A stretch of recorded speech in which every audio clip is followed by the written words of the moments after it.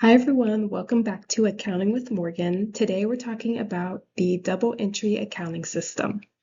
So what is double entry accounting? It's a system where every financial transaction affects at least two accounts. It always includes a debit and a credit. This system ensures the accounting equation assets equals liabilities plus equity stays in balance.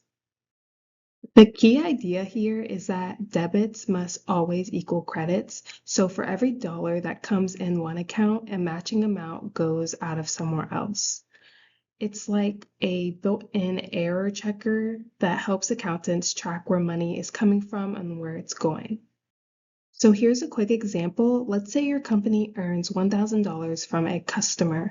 You would debit the cash account because cash is increasing, credit service revenue account because you earned income. Both entries reflect the same amount, $1,000, so the books stay balanced. Now here's another example that looks a little different. So a company makes a sale, so again, they're earning revenue.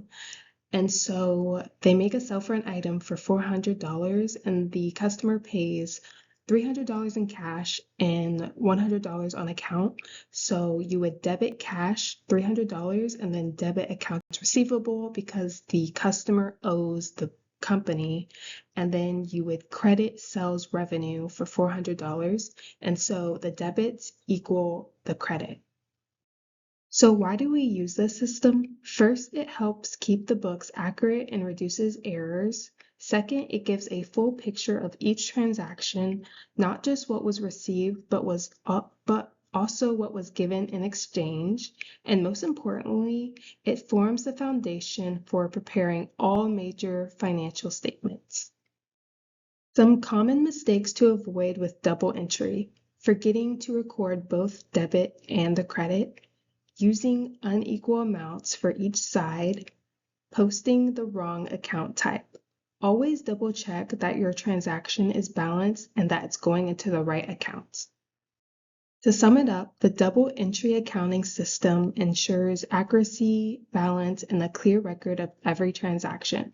Once you master this, the rest of accounting starts to make more sense. So thank you guys so much for watching, and I keep forgetting to mention that I do attach practice quizzes to every video. So if you guys want to get a little extra practice in, go take a look at those quizzes. They're in the description. And then yes, subscribe and like for more. And up next, we will be talking about the chart of accounts.